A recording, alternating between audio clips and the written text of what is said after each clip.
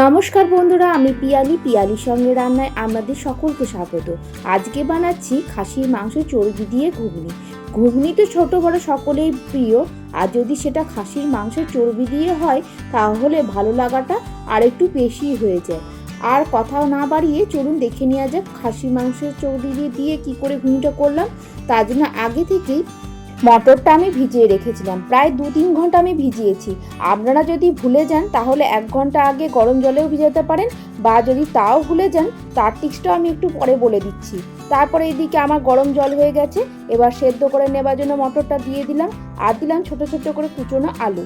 তারপর দিয়ে দিলাম একটু হলুদ আর লবণ, এদিকে সেদ্ধ করতে দিলাম। এখানেই বলি, আপনারা যদি ভুলে যান মটর ভেজাতে তাহলে এখানে খাবার সোডা অ্যাড করবেন, তাহলে মটরটা তাড়াতাড়ি সেদ্ধ হয়ে যাবে। এবার ঢাকা দিয়ে ভালো করে সেদ্ধ হতে দিলাম। এদিকে খাসির মাংসের চর্বিটা নিয়ে ছোট্ট ছোট্ট করে পিস করে কেটে নিচ্ছি। এখানে আমার যেহেতু অল্প খাসির মাংসের চর্বি আছে, তাই আমি ছোট্ট ছোট্ট করে পিস করে কেটে নিচ্ছি। আপনারা চাইলে একটু বড় বড় করেও কাটতে পারেন। মাংসের চর্বিগুলোকে ছোট ছোট করে কেটে নেবার পর ভালো করে ধুয়ে নিলাম। এদিকে কড়াইয়ে বেশ কিছুটা তেল দিয়ে তেলটা গরম হয়ে এলে 5 ফোড়ন ও শুকনো লঙ্কা দিয়ে দিলাম, আর দিলাম কিছুটা পেঁয়াজ ও ভালো করে একটু ভেজে নিলাম।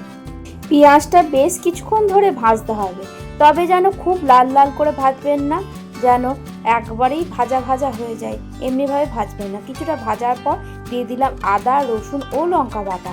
এবার এই মশলা বাটাটা আমি 1.5 চামচ দিয়েছি ও ভালো করে ভেজে নিচ্ছি, যাতে আদা ও রসুনের গন্ধটা না থাকে। তার জন্য একটু ভালো করে ভেজে নিতে হবে।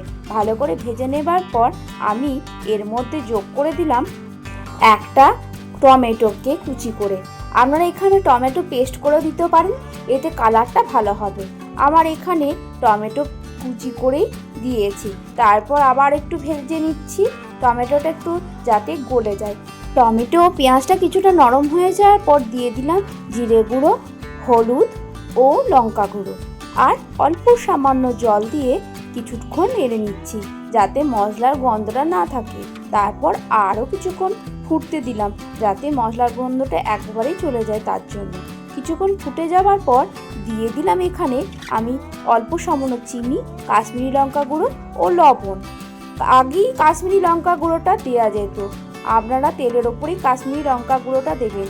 আমি এখানে ভুলে গেছিলাম, তাই পরে দিয়েছি। তারপর দিয়ে দিলাম খাসির মাংসের চর্বিটা। এবার খাসির মাংসের চর্বির সঙ্গে মশলাটাকে ভালো করে কষিয়ে নিতে হবে, তবে বেশি কষানোর প্রয়োজন নেই। খাসির মাংসের চর্বি এমনিতেই নরম থাকে, তার জন্য অল্প কষালেই হয়ে যাবে। কিছুক্ষণ কষানোর পর যখন দেখবেন অল্প অল্প করে তেল ছাড়ছে, তখন অল্প সামান্য জল দিয়ে আরও কিছুক্ষণ কষাতে হবে।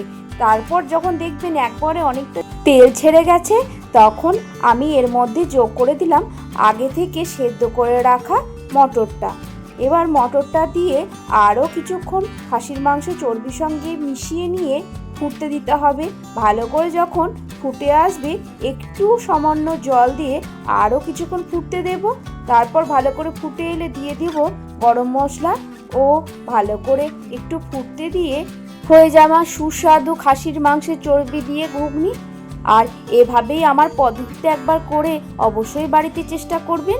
আর আমার ভিডিওগুলো যদি ভালো লাগে আমার পাশে থাকার অনুরোধ রইল। ইউটিউব থেকে দেখে থাকলে অবশ্যই সাবস্ক্রাইব করে দেবেন, আর হ্যাঁ, অবশ্যই বেল আইকনটি টিপে রাখবেন, এতে যে আমি নিত্য নতুন রান্নাটাই করব সেটা আপনার কাছে প্রথমেই পৌঁছে যাবে। আর ফেসবুক থেকে দেখে থাকলে অবশ্যই ফলো বাটনটি প্রেস করে রাখবেন। আর আমার ভিডিওগুলো কেমন হচ্ছে তা একটু কমেন্ট করবেন। আমার যদি ভিডিওগুলো খুব ভালো লাগে, একটু আত্মীয় বা পরিস্বজনদের সঙ্গে একটু শেয়ারও করে নেবেন। আপনাদের সঙ্গে গল্প করতে করতে ঘুগনিটা আমি একটা বাটিতে পরিবেশন করে দিয়েছি, তার মধ্যে দিয়ে দিলাম ওপর থেকে ভাজা মশলা ও পেঁয়াজ কুচি। আজকে এই পর্যন্তই, দেখা হচ্ছে নেক্সট ভিডিওতে। আমার ভিডিওটি প্রথম থেকে শেষ পর্যন্ত দেখার জন্য অসংখ্য ধন্যবাদ আপনাদেরকে। ভালো থাকবেন, সুস্থ থাকবেন। Tata, bye bye.